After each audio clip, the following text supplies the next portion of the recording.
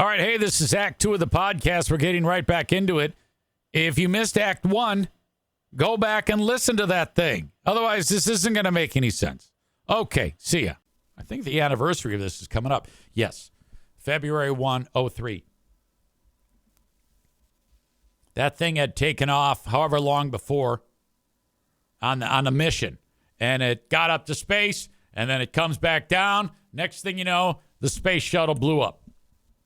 What the hell happened? It was common when the space shuttles would take off that when it would, there would be these pieces of foam. Now, when I hear foam, I think of something that's not that destructive. But when you're traveling at 500 miles an hour, that can happen. The edges of the wings in particular, they take a lot of heat when coming back into the atmosphere. And all of the material that they have there is set to handle that and that type of heat of re-entry. But what no one knew at the time, but they could have known, was when they were taking off a piece of foam like yay big, 2 feet by 1.5 feet, came flying off of one of those tanks, and it hit the edge of the wing. There's even video of it. Video of it that they were able to analyze after the flight took off, like the same day. And this was common on the shuttle missions. There were constant foam strikes. It never led to anything. Occasionally, there'd be a dent here and there, but never a concern. Also, ice might fly off, and the shuttles in the shuttle program had oftentimes endured ice strikes, which you have much more of a chance of damage to the vehicle with an ice strike than you would a foam strike. So they were not concerned. So they see the video, and boom, there you go. Now, they said to the folks on the shuttle, hey, there was a foam strike, but we're not worried about it. And no one got eyes on it. Now, had they been able to get eyes on it, like there was a way to do this. You could have taken a camera and peered at it like with one of the arms, or they could have even done a spacewalk to investigate to make sure that there was a hole in the wing about the size of an opening of a coffee mug. See the bottom of that coffee mug? Mission Control is like, there's no problem. Don't worry about it. It hit, but this is not a big deal. It's never happened before. It's fine. Had they been able to investigate and seen the hole, they could have, one, attempted a repair on the shuttle with various means, however they could do it. And there were means that may have worked, but not 100%. But what they also could have done was the Atlantis flight could have taken off because they were preparing another Atlantis flight, and they could have had a rescue mission. They had about 30 days of life support on the Columbia, which would have been enough time for them to have Atlantis take off,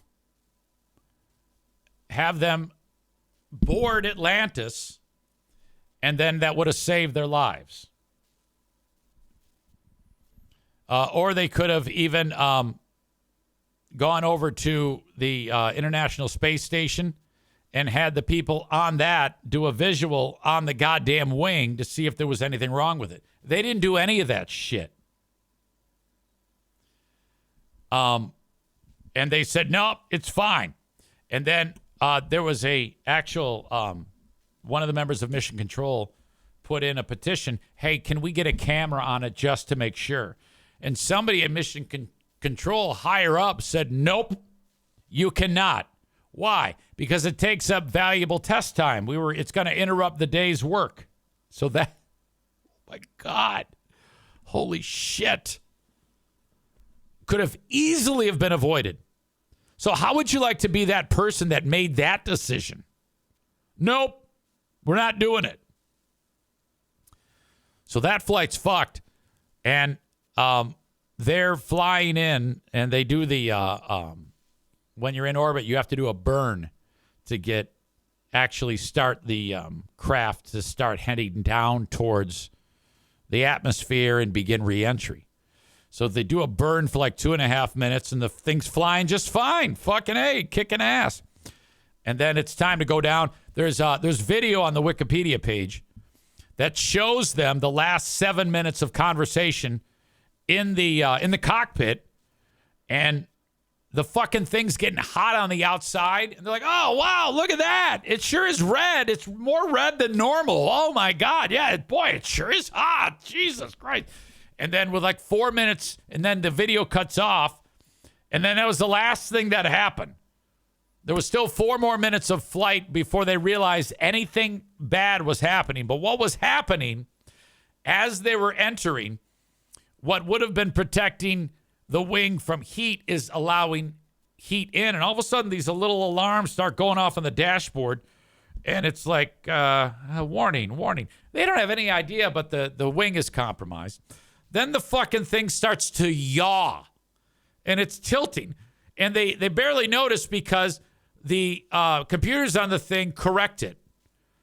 And it's flying. It's wonky, but it's doing okay. After a period of time, the wing starts falling apart. And now they're going off course. And now it's starting to be more of a steeper drop. And the people on board are realizing, oh my God. Chris says fucking ABS light and traction control light comes on. So now there's no communication with mission control. But they determined that when they found remains, what had happened was so quickly that cockpit started to disintegrate. And so quickly they lost pressure because the masks on the bubbles, when that's down, you have a survivability inside of that suit. And that's not saying that they would have survived. They wouldn't. But the damage that was done to each person indicates that they didn't even drop the visor. And one person didn't even have his helmet on. So they were incapacitated by loss of oxygen after the cabin depressurized. And then shortly thereafter, things start falling off of the fucking thing. They're exposed to the elements. And the heat completely mangles them beyond recognition. And then they are re-entering like in the free air, in the environment. And then it's going over East Texas and Louisiana. And that shit starts falling all over the place. So within minutes, people are realizing, oh my God, that's the goddamn shuttle. It's like 9 a.m. and you see all the shit. It's bad. All the streaks, and then shuttle debris starts landing on the ground. 90 minutes later on eBay, swear to God, shuttle parts. People are taking the shuttle parts and selling them on eBay, which is a big problem. NASA and federal investigators immediately go to the areas and start to try to recover pieces of people. And there were pieces of people found. Years later, they when water in some reservoir in the area dropped, there was like fucking shuttle pieces in there. Oh my God. They ended up being able to recover a lot of the bits and pieces. NASA offered amnesty to people for shuttle parts so that they wouldn't sell them on eBay. And a great number of people actually did turn them in. And what was interesting, they said, oh, and by the way, also amnesty if you have any Challenger parts from 1986. And people turned in Challenger parts. My God. They ended up doing a few more launches, and then finally they just scuttled the thing. One of the other shuttles, I don't know if it was Endeavour, Discovery, took off. Same fucking deal. foam hit the goddamn thing. But they went up there with like the fucking Flex Seal and shit like that in case. And they did the whole thing with that strike. All right, let's fly over to the ISIS or the International Space Station. And they like, and then they're like doing the roll, you know, out the window, and all the idiots in the ISIS, the International Space Station, are going, all right, yeah, looks good. All right, it's clear. Yeah, you're fine. Take off. God damn.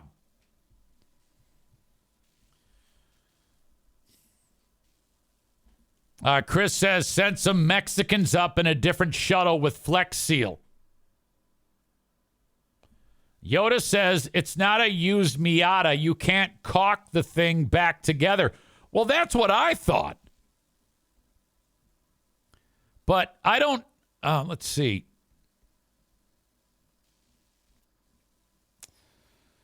Cause of the accident, possible emergency procedures. You'd be surprised.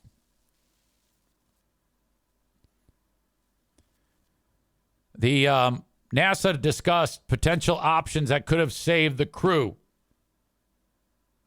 It talked about the rescue that I talked about because they had 30 days of supplies.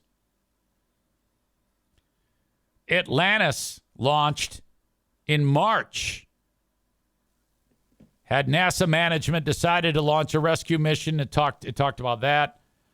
They talked about the possibility of an on-orbit repair of the left wing, although there were no materials or adhesives aboard that could have survived re-entry. The board researched the effectiveness of literally stuffing materials from the orbiter, crew cabin, or water into the hole.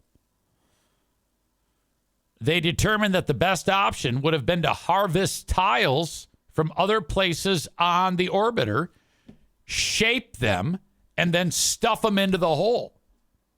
So that's exactly what they were considering doing, the possibility of that exact thing. Given the difficulty of an on-orbit repair and the risk of further damaging the tiles, they determined that the likelihood of a successful on-orbit repair would have been low. But, let's see. They talked about canceling the program. They talked about getting the thing inspected once it did happen in subsequent issues, and how they could have possibly have been able to repair it or get rescued from the folks on the International Space Station. All in all, January of 2004, Bush said, enough. This thing, the juice is not worth the squeeze. Let's let Elon Musk do this shit.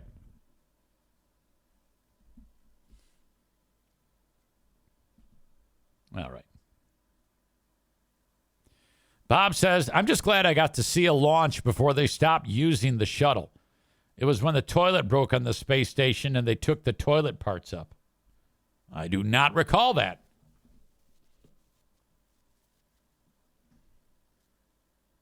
When Yoda World said, it's not a used Miata, you can't just caulk the thing back together, Jeremy said, not with that attitude. Stop being a don't be and try being a do be. Didn't you guys see that film, Apollo 13? When they're up there dying, and then Gary Sinise comes in and goes, all right, here, see all this shit? And he throws it on the table. That's what's up there. Make him a life support system. And they got like a tin can and a slinky and a rubber. Chris says that the attitude adjustment is what I am sorely lacking when it comes to the Detroit Lions. Yeah, I don't know about that.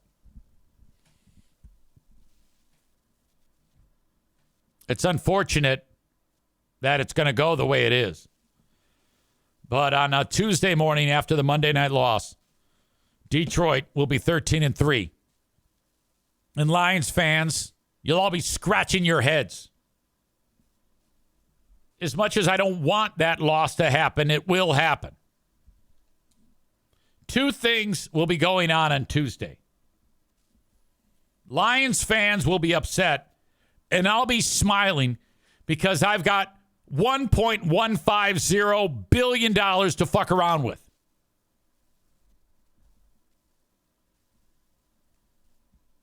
That's a fact. Chris calls me a stick in the mud, and then he refers to me as Joe. Yeah, but I'm basing it on logic, and I still want the Lions to win, you dick. You dumb fucking poverty Thor.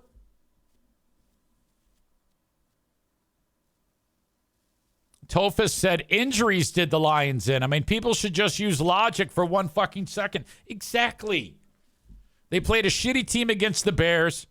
They played a good game against the shitty Bears. And you know, even though San Francisco's not that good, Lions are too injured. No more wins this year. We'll try again next year. Wrap your mind around that, and that's the end of it. Are you suggesting that if the Lions win out, I do some type of stunt, some type of thing to pay off a some type of, I don't know, challenge? Aram says, I guess Eric isn't going to start wearing Lions gear until they start winning again. I will tell you today. You brought that up yesterday. But today, I actually did. I grabbed the blue and I went, no way. I'm not doing that. I'm going with my not Lions gear. And there was 2 hoodies. I had to move 2 hoodies to the side.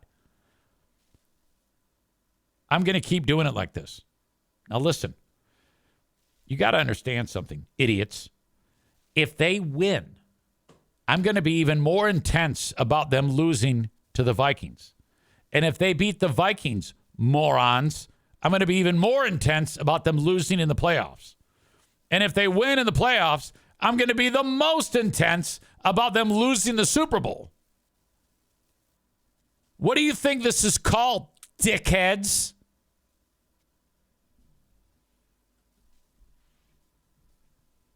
This is reverse psychology. I can't believe how dumb you people are. Linda says, I hate you. Look, if the Lions win, I deserve to celebrate more than all of you. All right? I've been rooting for them longer than you have. Hold that thought. I've got to show something. I got to show you something. Don't move.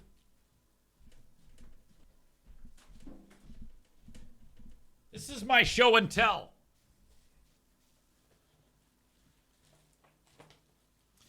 This is a gift that was given to me of from 1980. This is right after I started liking the Lions. It's dated September 22nd, 1980. Their first game of that season was early in the month. That was the game I watched when I fell in love with the Lions. I was 10 years, 2 months old. All right? This is the running back, Billy Sims. He only played a handful of years, and then his knee got destroyed. Chris says audio listeners love this part. Shut the fuck up and listen for once, Thor. This is how far back I go. One more thing. I've showed you this before.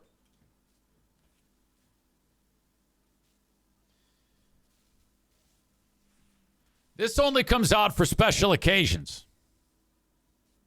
It came out last year in the NFC Championship game.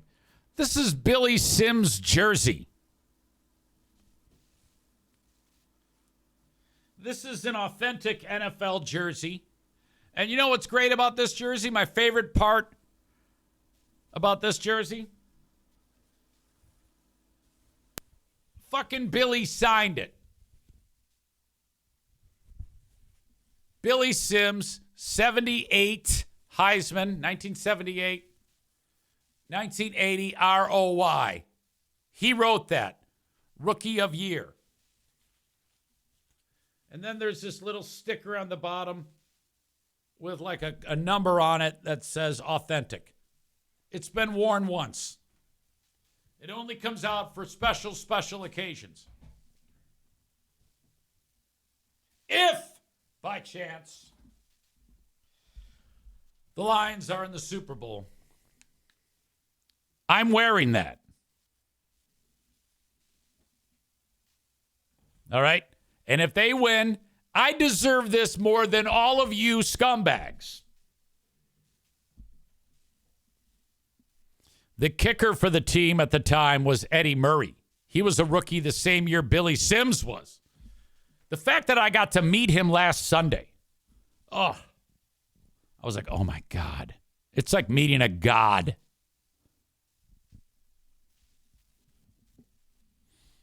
All right. So, I'm not going to be wearing that this year because they're going to lose. So I don't want to hear any more nonsense about whether your attitude. They're not going to win. My God. Let me ask you this. I have another story I want to get to. I need to put this in a safe spot. Sorry. Stand by.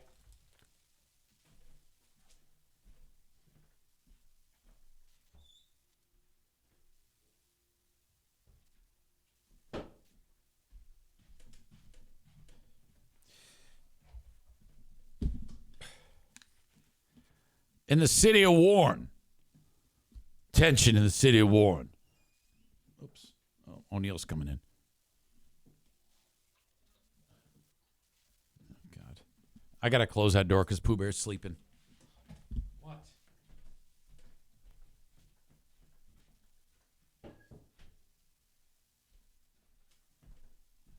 There's like 15 high schools in the city of Warren. And one of them is Fitzgerald. And the superintendent of schools at the Fitzgerald Public Schools in Warren, she saw her friend who is the food services director. Like, she's the lady who's in charge of determining, like, what's on the school menu.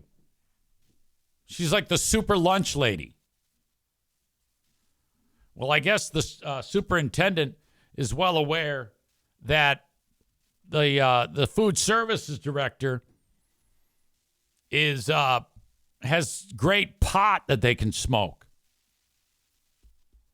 So she said, "Hey, you want to go smoke some pot?" "Yeah, all right." And so they jumped in their car and they went across the street. And school's in session, and they're in the car smoking pot. And then the cops, and then I guess, I don't know what the fuck. The details are, I'll play it for you in a second. They ended up getting busted when they had gone their separate ways, like right there, though. Like, hey, I'll see you later. Shuts the door, goes in her car. Cops show up, and the superintendent is stoned, and she's in trouble for driving under the influence. And I guess one of them had like a fucking shotgun in her car. So now everybody's freaking out by this. And the attorney for one of these two chicks that were smoking was like, it was more than 1,000. We got to determine if they were more or less than 1,000 feet away from the school. Because if it was more or less than 1,000 feet, then they didn't. Then it wasn't in a gun-free zone, and we don't know what they were. It's all such a crazy lawyer shit. This lawyer has his work cut out for him, to be sure. So let's get into this. You know that in this day and age, everybody's going to lose their mind about this. Okay? Switching gears, the superintendent of Warren Fitzgerald Schools is under fire tonight. She and the food services director are accused of smoking marijuana during school hours. Both of the women appeared in court today to face a judge. 7 News Detroit reporter Randy Wimbley was there and is sharing the reactions from parents in Warren. Yeah, police say the pair was smoking marijuana in this plaza right across the street from the district's administration building. They both drove off in separate vehicles. The superintendent is said to have had a hunting rifle in her car. That other district official, her underage niece. Oh, I forgot that part. Okay. Stage, Ms. Carroll, anything about the allegations you want to share? The Warren Fitzgerald School I like her hair. officials kept mum while leaving court. Superintendent Holly Stange and Food Services Director Amanda Carroll faced a judge Monday on a trio of charges. Stange is accused of operating a vehicle while intoxicated, possessing a weapon in a weapon-free zone, and having marijuana on school grounds. That last charge is a 2-year felony. You're making a claim that there was marijuana consumed near a school property. This is that lawyer. Okay, so they got to show that it was actually marijuana and that it was within 1,000 feet. And as to the weapons count, we're talking about a hunting rifle, perhaps, not like a concealed weapon, not a machine gun. Dr. Booker, knee-jerk reaction hearing about these allegations. Yeah, this should be the reaction. Yeah, don't get caught anymore, asshole. Okay? I don't even give a shit if you got the hunting rifle in there. I don't even give a shit if your niece is in there smoking it with you. Don't get caught anymore, you dumb cock. Knee-jerk reaction hearing about these allegations. Very disheartening, to say the least. Unfortunately, some of the things that we've heard in the news have not been something that we didn't know about, we being the community. Dr. Jaja Booker has children in the Fitzgerald School District. I'm hoping that these events and allegations can help us kind of move forward into a more positive direction. Okay, she's saying, I hope we fire these people. Hope these allegations cause us to move forward. For our school district. Those tears from the cold or based upon what's happening here? Unfortunately both, because again, this is unfortunate for our community. Is she like free beer? This is a female black version of free beer. Black beer. No community wants to be seen in this particular light, right? All of the She better not be crying because somebody smoked some pot. I like her eyebrows, though. Positive things that are happening here with our kids and in our school district, our system. There's a lot of great things happening, and it's unfortunate that we're being seen in this light. Carroll is accused of having marijuana on school grounds, operating a motor vehicle while intoxicated, second offense, and OWI with a minor in tow. Stange was previously cited for texting and driving. In the letter to parents, School Board President Julia Yokel stated the board voted unanimously to place Stange. Julia Yokel? As in local yokel? Intoxicated, second offense, and OWI with a minor in tow. Stange was previously cited for texting and driving. And eating. In the letter to parents, School Board President Julia Yokel stated the board voted unanimously to place Stange and Carroll on leave effective immediately, pending its internal review. As a longtime community advocate for this school area and as county commissioner-elect, and also someone who's really advocated for responsible gun ownership as a gun owner myself, this is a prime example of what we do not want to see in our community, and we expect much greater from our leaders and those that are responsible. Yeah, she's the food services director, and she had a hunting rifle in the car. Come on. For our children. Now, Stange and Carroll are due back in court January 2nd. The district says it's already started the process of finding replacements for both of them. In Warren, I'm Randy Wimbley, 7 News Detroit. Okay, Randy, thank you so much for that report. I mean, I get it, but seriously? God damn. Linda says to that last guy, talk yourself up more, dude.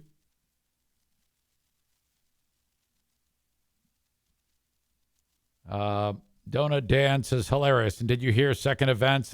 It's not her first time. Yeah, well, there's no question that's a bad habit to fall into. But my God, what a giant deal they're making of this. Yoda World says, yeah, it's just I don't know what that means. 7.62 times 51 hunting rifle, not a 22 or a 9mm. What's the big deal? Yeah, you guys, I don't know. I think that's, I don't know why I'm so easygoing on this. I can't get behind just ending these people's career. Maybe they were assholes and really hard to work with, and they kind of like set them up. Now that I could get behind.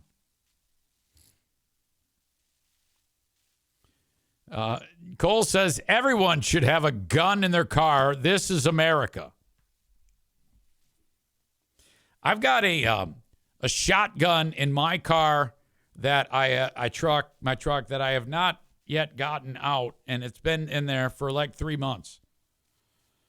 And I was looking for my shotgun the other day because my grandson came over. I go, where the fuck is that thing? I'm like, oh. And then shortly, I remember Madison had called me, and she called me and said, Dad. What, honey? I'm at Jimmy John's. There's a gun in your car. Because she had to borrow my truck. What am I going to do? I go, don't touch it. Leave it. Go get your fucking food. That's what you do. Well, I'm driving around with a gun. I go, you'll be fine. It's not going to go off. Just come home. Give me the truck. She's like all scared. I mean, the fuck? Kenny says, how does Maddie survive every day of life? Who knew? Who knew that the DS case incident was going to be like the norm? I mean, the losing of the DS case was basically setting me up for the future. I just got a warning that I need to call Pooh Bear because I think there's some activity going on that I need to talk to her about as we speak. Yeah. Hello. Is this Pooh Bear? It is. Hang on a second. I got to adjust my high-tech phone setup.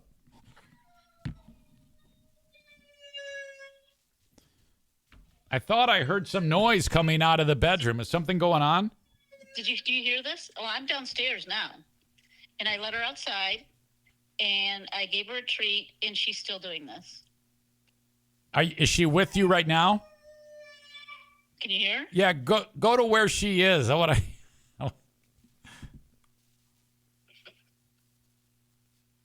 Is she like upstairs in the bedroom? No, she's downstairs. Standing in.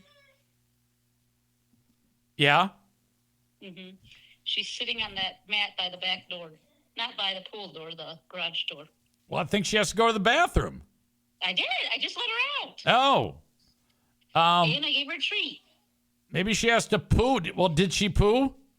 I don't know. She pooed earlier. I know that because I watched her poo. Yeah, sometimes you got to like put a leash on her and go walk like 3 doors down, and then that gives her an opportunity and it kind of resets her. Yeah. Is that true? Okay. Well, I guess I have to go walk 3 doors down. Yeah, that's a regular thing here. When you're not here, that happens quite regularly. Yeah, that's because you spoil her. See, you can't. You set a precedent, and now everything has to be a certain way. Did you say set a precedent? Precedents. Oh. Sounded like you said president. No. Precedents, right? That's right? Yeah. Precedent? Yeah, that's right. Oh, okay. Yeah, I don't have a problem if the dog wants to go take a little stroll. What's wrong with that? Well, nothing, but it's just kind of inconvenient at times. She's kind of spoiled. Ah! All right.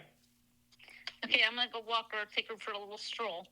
Can you say the word cracker? Say the word what? Cracker. Cracker? Yeah. Like a graham cracker or a saltine cracker? Yeah, graham cracker. Say graham cracker. Graham cracker. Say crazy Christmas graham crackers. Crazy Christmas graham cracker. You might have crispy R's. I have crispy R. Okay, gotta go. Bye. All right, love you. Bye. Love you, bye.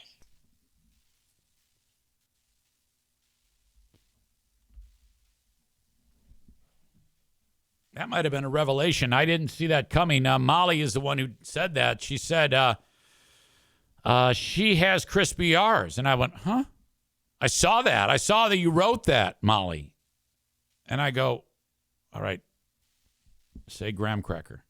Graham cracker.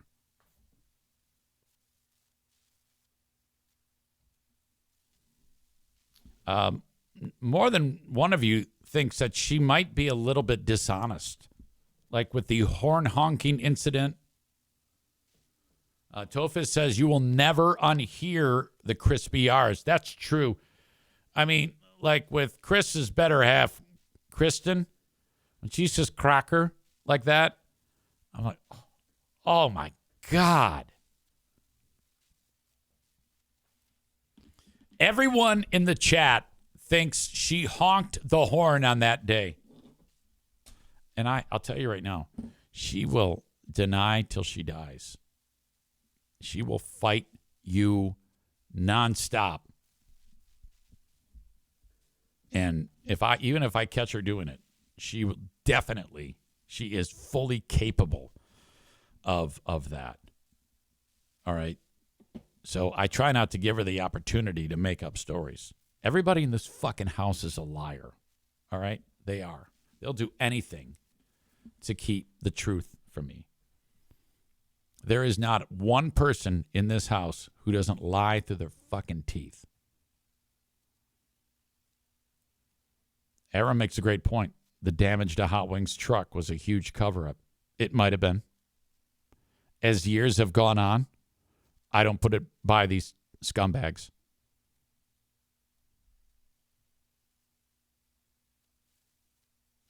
Tyler says, even EZ, he lies about phone calls. That is bullshit. You're a fucker. I haven't lied. Well, I can't remember the last time I lied. At least 5 decades ago. Chris says, wait, she fucked up Hot Wings truck. Yeah, that goes way back. You were probably like a teenager. Fucking Hot Wings comes over and parks the truck in the driveway. And we go to radio camp. We come back, there's a dent in the truck. What happened to the truck? No one knows. He goes, it wasn't there when I left. I go, all right, well, I'll get to the bottom of it. Talk to everybody. Jim, Jack, Madison, individually and together. And I got the same story from all of them. And as time has passed, I think perhaps she huddled them up and she said, okay, we need to create a story. What is the story? Just say you didn't do it.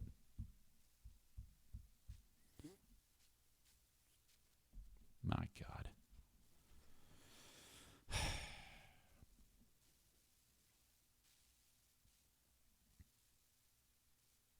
Bob says, pull up the audio of her hitting the horn. I swear I heard the reach of her hand hitting the horn right before the beep. You heard the reach of the hand? How does one hear the reach of the hand?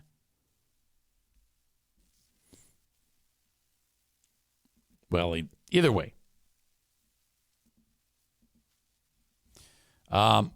Thanks to Chris D, Poverty Thor, for sending along some clips via direct message on X.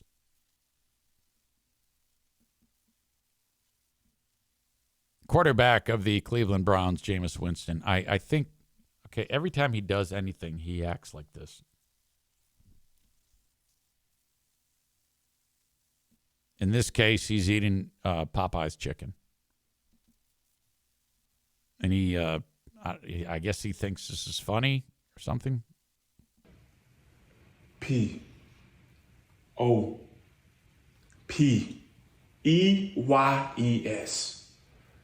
That's 7 letters. 7 letters. And one represents an excellent, delicious wing flavor. Popeyes is the official wing of watching football. Let's eat one. Let's eat some wings. Okay, so there's that. Together. Obviously an ad. the thing is, though, and he's just being silly, when he is trying to pump up the team before the game, he delivers what he wants to say in the same style. And so, to me, it seems extra phony anytime he speaks. So he's actually trying to be serious and tell these guys, like, hey, let's get fired up and win the football game. If I'm the rest of the team and the team leader is acting like a jackass, I'm like, yeah, I don't want to hear you. Just shut the fuck up. I like this guy, though. Xavier Legette, we featured him before. He's the guy for the shitty Carolina Panthers. He's a receiver. And they love him because he's like this homespun dude who talks about eating raccoon. And he's got a crazy accent. It's somewhere in the middle of country, Cajun, Virginian, and black. And this is what you get. I got some right now. So. Talking about raccoon. Do you have any raccoon to eat?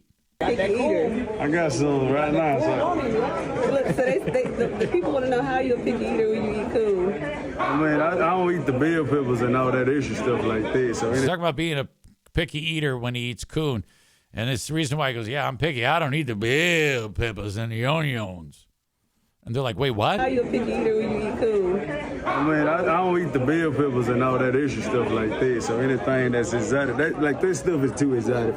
He's got a cowboy hat there in his locker. Of course. The bell peppers? Yeah, the bell peppers are what's exotic? Yeah, that's exotic. The coon is regular. I mean, I've been eating that since I came out. So what'd you have for Christmas? I had some coon. I bought some with me today, too. Where is it? What? Let me see it. You know what? He brought coon. I already gave me some. What are you bringing? Stop playing. They're for me. Okay, so that's raccoon. It looks to be shredded meat of some type. That's what it looks like? Really? Can we take a picture of that? Man, y'all is crazy, man. It looks weird. It doesn't look like, that's not what I expected it to I look thought it like. to be in clumps.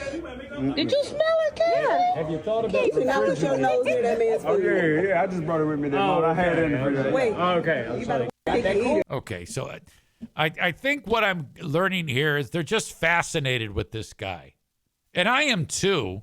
But I think all of these women reporters, they gather around him because they find him really, really charming.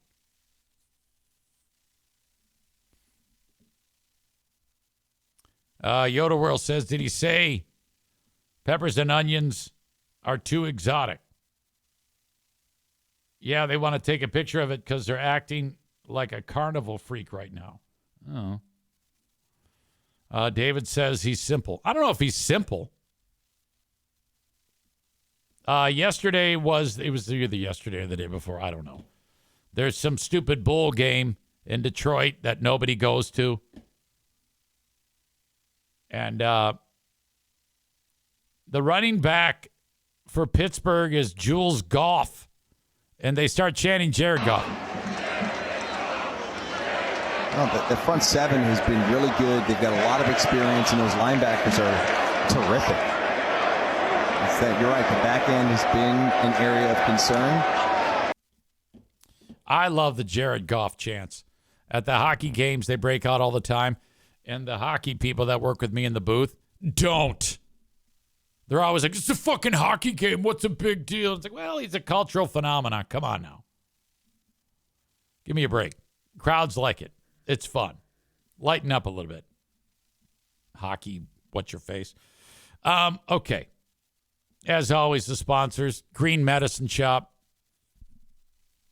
Please consider getting your cannabis at Green Medicine Shop. Online at thegreenmedicineshop.com. They are in Greenville, Michigan. You have to go to the facility and buy. Rec, 21 and up, cannabis. They just started selling that. They just got their license for that. Prior to that, they sold only medicinal, which is the same, but you have to have a specific license to get it. So if you're under 21, you still want cannabis, you can't get recreational cannabis, but you can get medicinal cannabis. 18 to 21 with a med card. You can get the med card at thegreenmedicineshop.com. They are open Monday through Sunday, every day of the week until 9 p.m. Cannabis sales stop at 8:45 p.m. sharp. They have a pharmacist on hand if you have any questions about what you're getting yourself into. Some people are just what's known as canna curious.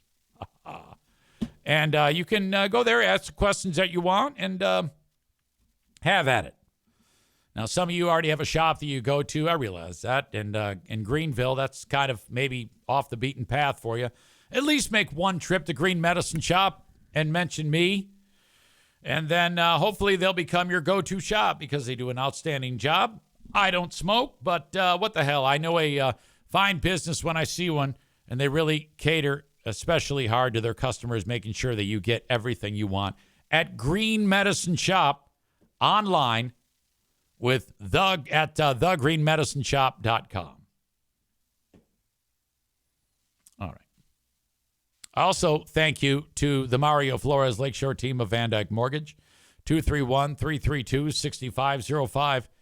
Get into your mortgage. Buy now, refinance later from anywhere in the U.S. 231-332-6505.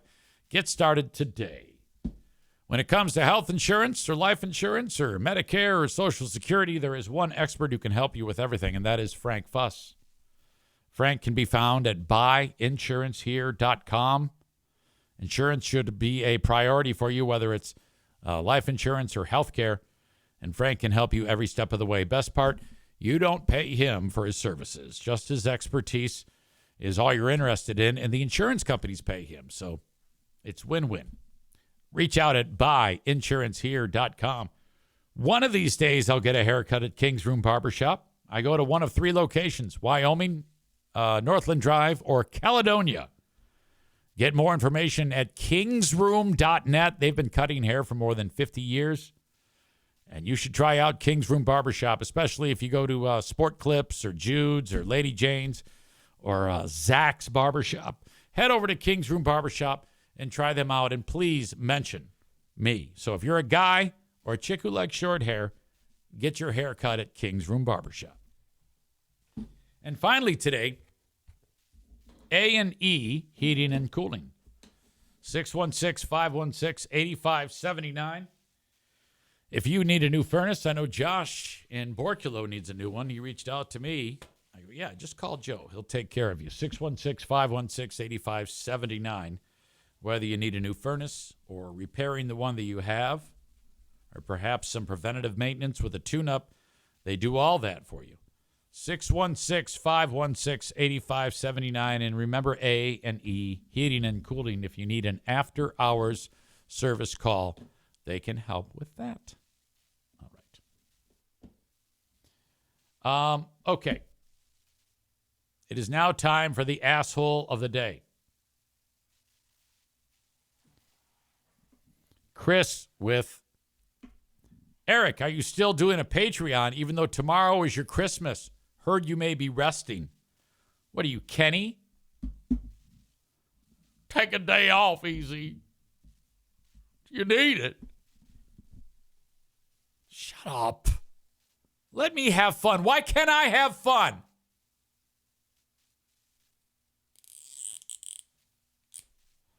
Linda makes up some concoction with Eric is asshole today for owning a Billy Sims jersey, but being a horrible Lions fan. That's ridiculous. I'm the best Lions fan. I'm better than you, you hag. Good God. Yesterday, I was the asshole. Today, I will not be it today. Okay. The asshole of the day today